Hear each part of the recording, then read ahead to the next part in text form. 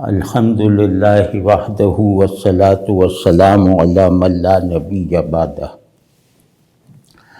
آج کا دن پاکستان میں سوگ کا دن ہے۔ آج اہل تشیع کو ان کی بہت جامع مسجد میں جس دہشت گردی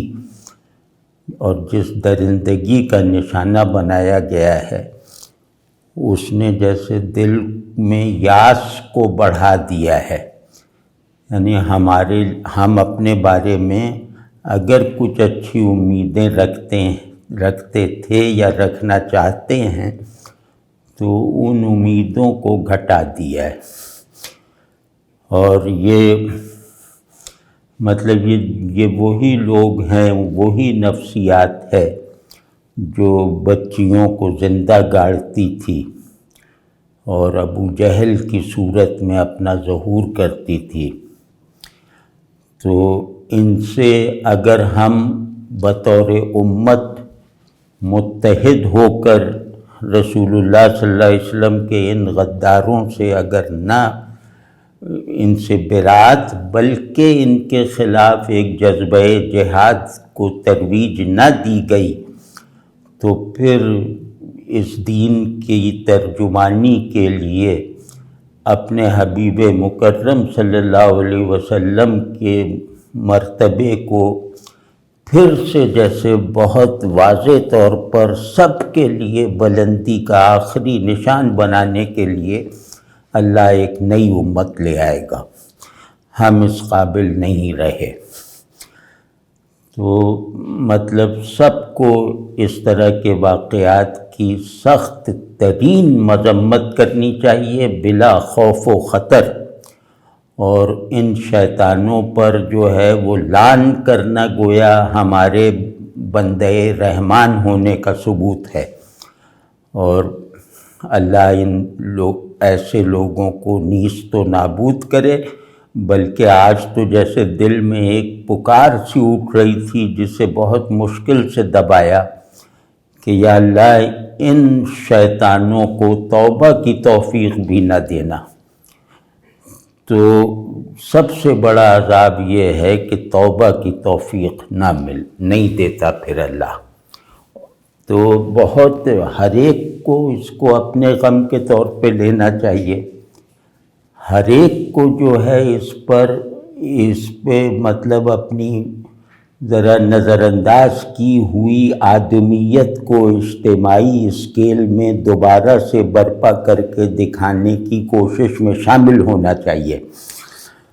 تو ایک تو یہ اس واقعے کی وجہ سے ذہن میں ایک دو خیالات آئے ہیں، تو وہی عرض کرتا ہوں۔ وہ ایک تو خیال آیا ہے کہ وحدت امت کا جو آئیڈیا ہے، جو صرف ایک سیاسی نعرہ بن کے رہ گیا ہے یا کسی فرقے کا ایک دفاعی ٹیکنیک اور ٹیکٹس کے طور پر کام میں لایا جا رہا ہے، اب اس کو اخلاص کے ساتھ اپنے ایک اجتماعی پیشن کے ساتھ اپنے ملی ضمیر کی بیداری کے ساتھ عمل میں لانے کی کوششیں کرنا اتنا ہی ضروری ہے جتنا فرض نماز پڑھنا۔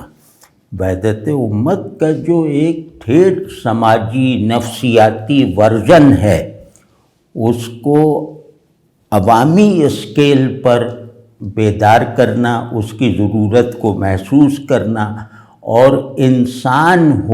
اپنے انسان ہونے کو قابل تصدیق بنانے کے لیے اس آئیڈیا کی طرف اپنی تمام انفرادی اور سماجی قوتوں کو فوکس کرنا۔ یہ فقہ کا مسئلہ نہیں ہے، یہ مذہبی ذہن سے حل ہو سکنے والا مسئلہ نہیں ہے۔ یہ مسئلہ رسول اللہ صلی اللہ علیہ وسلم کے امتیوں کے ضمیر میں جاگزیں مواخات کی بنیاد کو گویا دوبارہ اپنے باہر تعمیر کرنے والا مسئلہ ہے۔ اس کو میں اور آپ،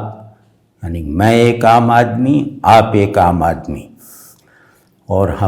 ہمارے لیے دین پیشہ نہیں ہے۔ ہمیں نہ کسی کا استاد بننا ہے، نہ کسی کا پیر بننا ہے۔ ہمیں دین کے نام پر اپنے حب جاہ کی تسکین نہیں کرنی۔ ہمیں بالکل بچوں کی طرح رسول اللہ صلی اللہ علیہ وسلم کے نام کو اپنے لیے بنائے وحدت اور بنیاد تعلق بنانا ہے۔ تو اس میں ہر اختلاف کو نظر انداز کرنا چاہیے، ایسے تمام معاملات کو نظر انداز کرنا چاہیے جن میں دونوں کا ایمان جو ہے وہ سالم رہتا ہے، ثابت رہتا ہے۔ جو چیلنج درپیش ہے وہ درپیش ہے دین اسلام کو، قرآن کو، رسول اللہ صلی اللہ علیہ وسلم کی ذات اقدس کو اور خدا کو۔ یہ سب چیزیں جو ہیں وہ انکار کے مورچے میں بیٹھے ہوئے لوگوں کا اس وقت گویا ہدف ہیں۔ تو وہاں کوئی ہم سے یہ تھوڑی پوچھے گا وہ لوگ کہ تم شیعہ ہو یا سنی ہو، تو اب ہم ان کے نزدیک وہ ہمیں واحد سمجھتے ہیں، لیکن ہم ایک دوسرے سے کٹ کر رہنے پر جیسے کمر بستہ ہیں، اور اس کمر بستگی اور اس جنون میں کبھی وہ ایام فاطمیہ کی آڑ لے کے اضافہ کیا جاتا ہے، کبھی کسی طرح سے شرانگیزی کی جاتی ہے، تو کسی پر کوئی اعتبار نہیں، بس اپنی معاشرتی وحدت کو ہم لوگ برقرار کر لیں، مطلب بحال کر لیں، تو انشاءاللہ پھر ہمارے دلوں میں وہ تصادم بہرحال نہیں رہے گا جو مسجد اور امام بارگاہوں پہ خود کش حملہ کرنے پر اکساتا ہے یا ان کی مذمت کرنے سے روکتا ہے۔ تو اب اس میں یہ جو وحدت امت کا آئیڈیا، ظاہر ہے دین کا پہلا جو اجتماعی ورژن ہے وہ امت حالت وحدت میں، تو اس آئیڈیا میں کچھ باتیں عرض کرنا چاہتا ہوں، اور وہ سادہ سی باتیں ہیں، مطلب یہ ایسی نہیں ہے کہ میں نہ سمجھ پاؤں یا میں اس میں اپنا کوئی کردار نہ ادا کر پاؤں۔ ایک تو یہ کہ وحدت امت توحید پر ایمان کو سچا ثابت کرتی ہے، یعنی اللہ کو ایک ماننے والے دنیا میں ایک بن کر نہ رہیں تو ان کا عقیدہ توحید ناقص ہے۔ تو ایک تو یہ کہ ہمیں پھر موحد کہنا مشکل ہو جائے گا، اور دوسرا یہ کہ رسول اللہ صلی اللہ علیہ وسلم کو مرکز بنا کر ان کے گرد امت ایک دائرے کے طور پر ہے، اور یہ دائرہ مستقل ہے۔ اس دائرے کو کسی بھی جہت سے چھیڑو گے تو رسول اللہ صلی اللہ علیہ وسلم کی مرکزیت کا انکار کرو گے۔ تو ایک یہ دوسری یہ آئیڈیا کے طور پر، یعنی نسب العین کے طور پر اس کے یہ اصول ہیں، اور یہ کہ یہی وحدت جو مجھے شیعوں کا خیر خواہ اور شیعوں کو سنیوں کا خیر خواہ بنائے گی، یہی وحدت انشاءاللہ یہ نقد انعام کا مستحق بنائے گی کہ آخرت کو دنیا پر غالب رکھنے والا مزاج اور نفسیات اور نظام پیدا ہو جائے گا۔ اگر ہم سب امت کی سماجی وحدت، امت کو ایک سماجی اکائی جو مختلف معاشروں اور ریاستوں میں بٹی ہوئی ہے، وہ اگر بنانے میں کامیابی حاصل کر لیں تو اس کا فوری نفسیاتی اثر اس وجود اجتماعی پر یعنی امت پر یہ ہوگا کہ ہم اللہ کی مراد کے مطابق، رسول اللہ صلی اللہ علیہ وسلم کی مسلسل تاکید کے مطابق آخرت کو دنیا پر ہمہ حال ہمہ وقت غالب رکھنے کا مزاج پیدا کر لیں گے۔ یہ کوئی کم انعام ہے۔ اور چوتھا جو اس آئیڈیا کا جو چوتھا حصہ ہے، جو چوتھی بنیاد ہے، وہ ہے کہ عمل صالح، توحید، رسالت، عمل صالح، آخرت، یہ سب جیسے ہمارے اصول ہیں نا، تو عمل صالح یعنی نیک عمل، مفید عمل، دنیا میں بھی مفید اور آخرت میں بھی افادیت بخش عمل، باطن میں بھی تعمیری اور خارج میں بھی تزئینی عمل، یہ عمل صالح ہے۔ تو عمل صالح کے تعبدی یعنی اللہ کے ساتھ تعلق میں عمل صالح کا کردار، اللہ کی جہت سے عمل صالح، انسانوں کی جہت سے عمل صالح یعنی سماجی اور تخلیقی اطلاقات۔ عمل صالح خود ایک پرنسپل ہے، اس کے ظاہری باطنی جتنے بھی مظاہر ہوں گے، اس کے جو جتنے بھی اطلاقات ہیں، عملی اطلاقات، وہ تعبدی ہیں، سماجی ہیں، اخلاقی ہیں، تخلیقی ہیں۔ تو یہ جو ایک امت کے افراد یا مختلف ایک ہی امت کے مختلف الخیال افراد ہونے میں، یہ عمل صالح اپنے اطلاقات کا جیسے اپنے اطلاقات کا اسپیس حاصل کر لے گا۔ اس عمل صالح کو اپنی پورے پوٹینشیلز کے اظہار کا راستہ مل جائے گا مختلف الخیال لوگوں کی وحدت کے ماحول میں۔ تو یہ اس کا آئیڈیا ہے۔ اب اس میں ظاہر ہے کہ اب وہ اس میں پھنس گیا کہ کچھ ایسے لوگ جو مسلمان ہونے کے مدعی ہیں لیکن ہیں نہیں، تو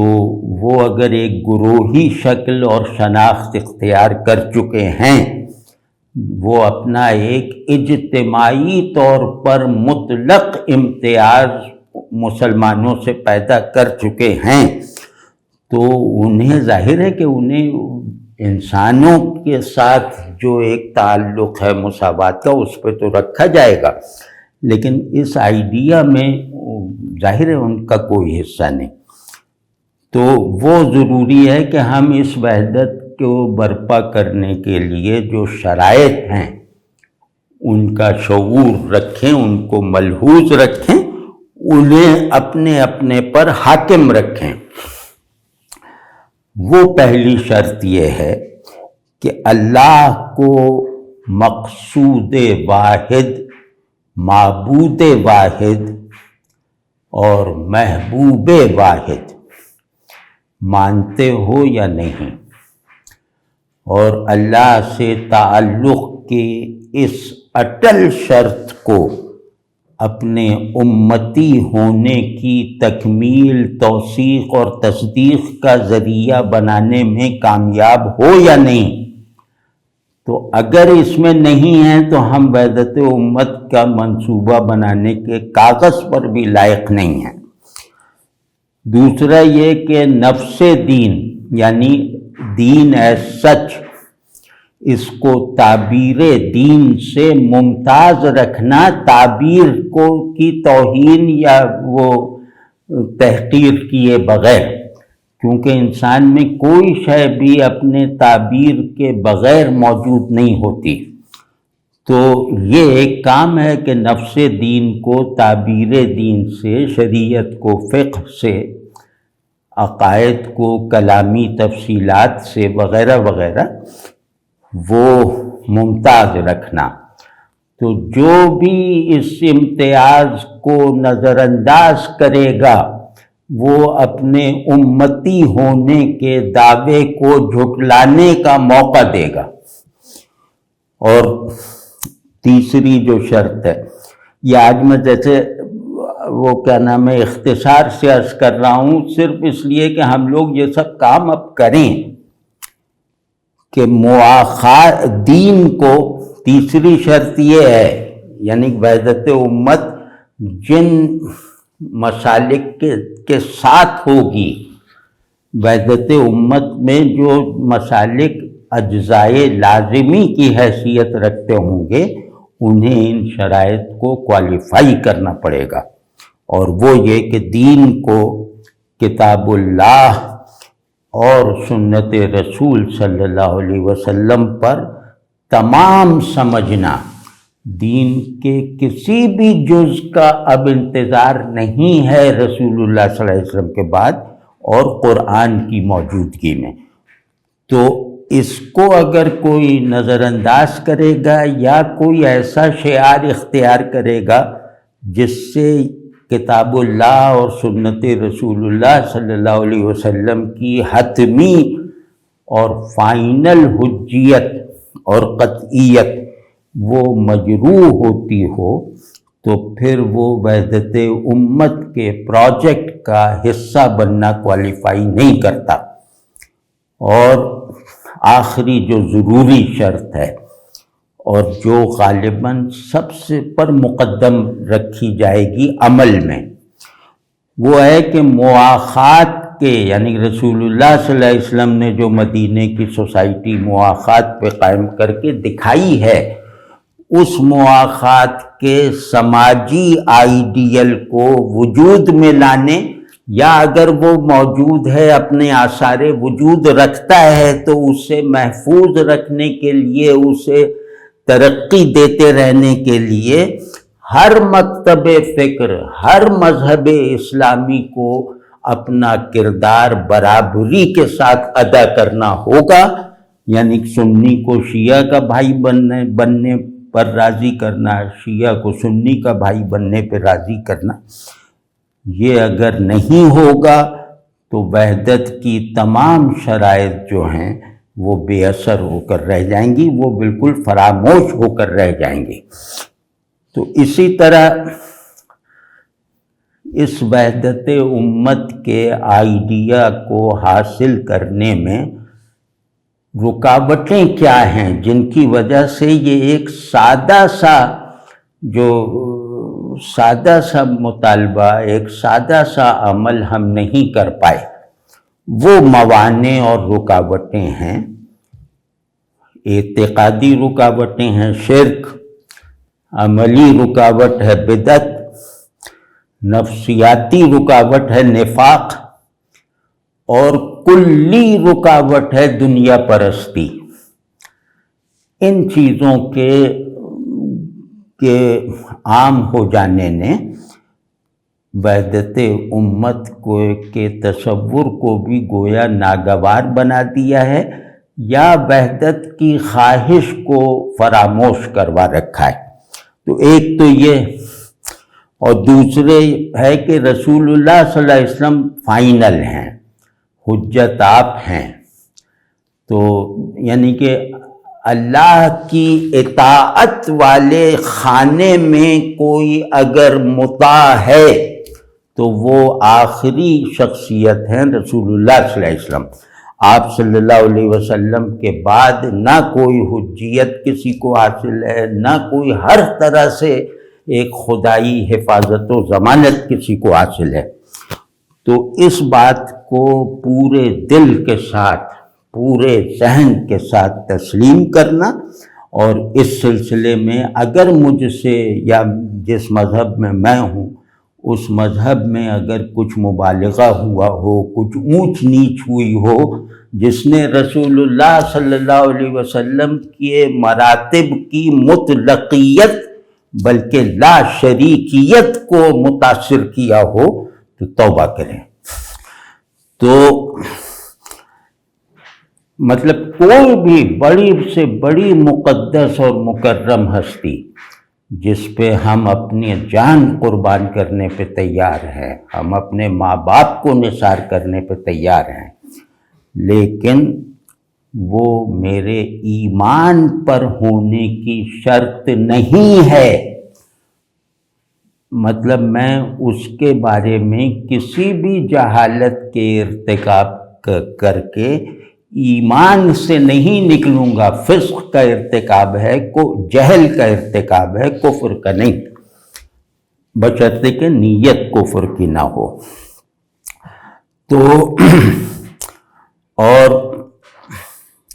تو واضح ہے نا کہ بھئی اب کوئی بھی ہو، سب ہماری آنکھوں کی ٹھنڈک ہیں، ہمارے سر کا تاج ہیں، لیکن سب کا انتہائی مرتبہ یہ ہے کہ وہ رسول اللہ صلی اللہ علیہ وسلم کے خادم محض ہیں، وہ رسول اللہ صلی اللہ علیہ وسلم کی چوکھٹ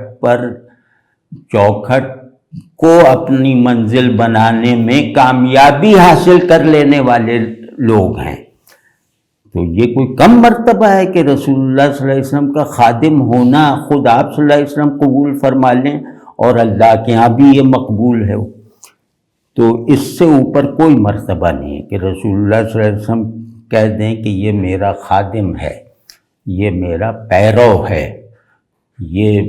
اس کی ساری متاع ایمان میری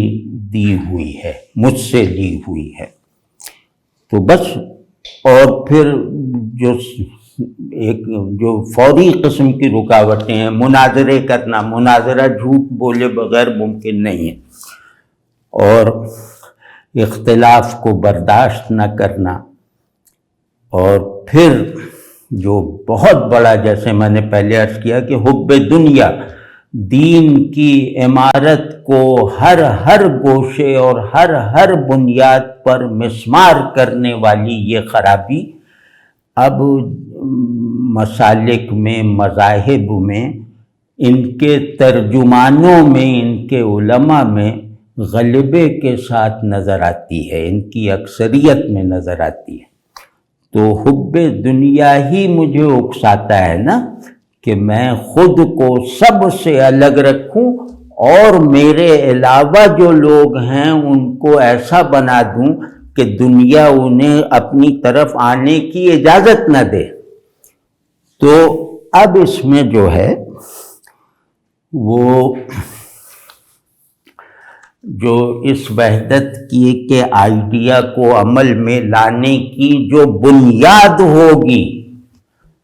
جس میں سب کو حصہ لینا ہے اس بنیاد کو ڈالنے میں، وہ بہت سادہ، بہت آسان ہے، اور وہ یہ ہے کہ تم بس یہ بتاؤ کہ الحب للہ والبغض للہ تمہارا مزاج ہے، تمہاری نفسیات میں سب سے بڑی تحریک اس سے پیدا ہوتی ہے۔ تو اس کی آسان پہچان کیا ہے، جس میں آدمی خود کو دھوکہ نہیں دے سکتا۔ اس میں تو دھوکہ دے سکتا ہے کہ ہاں ہوتی ہے، کہ یہ بتاؤ کہ مخلوق میں سب سے زیادہ محبت رسول اللہ صلی اللہ علیہ وسلم سے ہے یا نہیں، اور خود رسول اللہ صلی اللہ علیہ وسلم کی یہ مطلقاً غالب محبت اللہ کو محبوب بنانے کا ذریعہ بنی یا نہیں بنی۔ تو کیا تم اللہ کو اپنا محبوب و مقصود بنا لینے میں کامیاب ہوئے یا نہیں؟ اگر نہیں تو یہ سب کہانیاں ہیں، یہ سارے جذبات، یہ ساری تقریبات، یہ سارے مراسم، یہ ساری دھوم دھام، یہ سب دکھاوا ہے، اور سب گویا اللہ کے ساتھ دوری میں اضافے کے مظاہر ہیں۔ تو اس اصول کو، اللہ منزل ہے، منزل ما کبریاست، اور آخری پڑاؤ لازمی رہبر رسول اللہ صلی اللہ علیہ وسلم اور آپ صلی اللہ علیہ وسلم کی سنت ہے۔ تو عشق رسول صلی اللہ علیہ وسلم اس لیے لازم، اور کیا مطلب، اس کے لیے کوئی لفظ بھی، ہر لفظ کم ہے، کیونکہ عشق رسول کے بغیر حب الہی کا وہم ہے۔ تو اس لیے جیسے ہمیں سب سے پہلے حب رسول صلی اللہ علیہ وسلم کا جو فطری حق ہے، یعنی ہر ہستی سے بے شمار گناہ ان کو زیادہ محبوب بنانا سمجھنا، تو وہ ادا نہیں کریں گے تو حب الہی تو بالکل ایک سراب بن جائے گا ہمارے لیے۔ تو اس اصول کو، یعنی اللہ کی مقصودیت اور رسول اللہ صلی اللہ علیہ وسلم کے وسیلہ واحد ہونے کو، اس اصول کو نظر انداز کر کے امت ہی ظاہر ہے وجود میں نہیں آ سکتی، تو وحدت وغیرہ تو بات کی بات ہے۔ تو اس میں جو ہر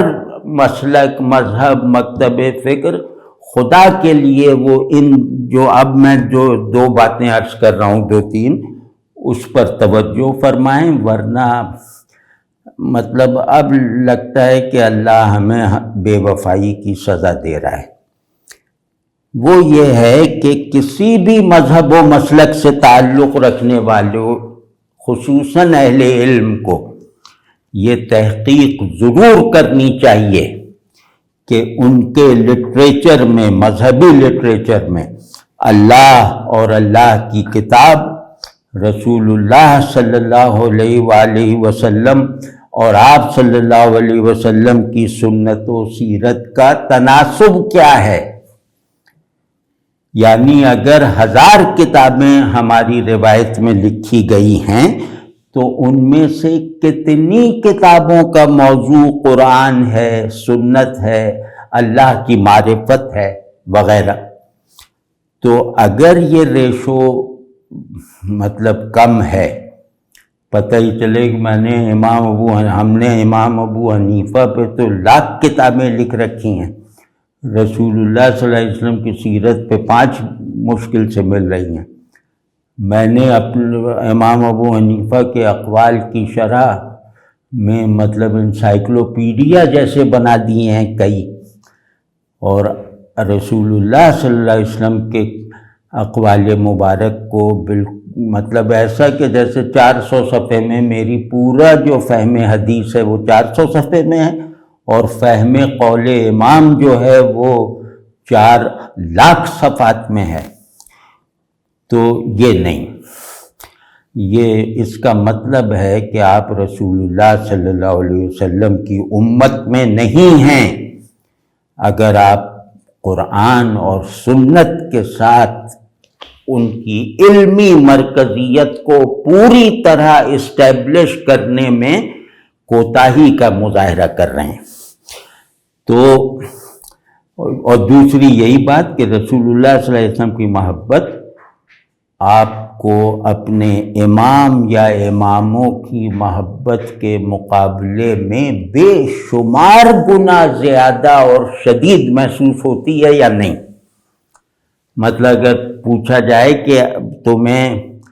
علی سے زیادہ محبت ہے یا رسول اللہ صلی اللہ علیہ وسلم سے، تمہیں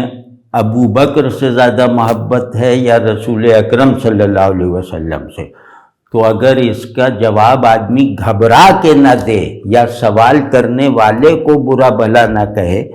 کہ تو نے مجھ میں ایسی کیا بات دیکھ لی کہ تجھے اس سوال کو پوچھنے کی ضرورت پیش آئی، ظاہر ہے کہ رسول اللہ صلی اللہ علیہ وسلم کی محبت کے کچھ اجزاء جو ہیں رسول اللہ صلی اللہ علیہ وسلم کی محبت ہی کے تقاضے پر میں ابو بکر سے بھی محبت کرتا ہوں، علی سے بھی محبت کرتا ہوں، اور اگر موازنہ کروں گا تو موازنہ تو ایسا مجھے لگے گا کہ جیسے میں رسول اللہ صلی اللہ علیہ وسلم کی شان میں گستاخی کا ارتکاب کر رہا ہوں کہ نعوذ باللہ آپ کے برابر کوئی ہو سکتا ہے،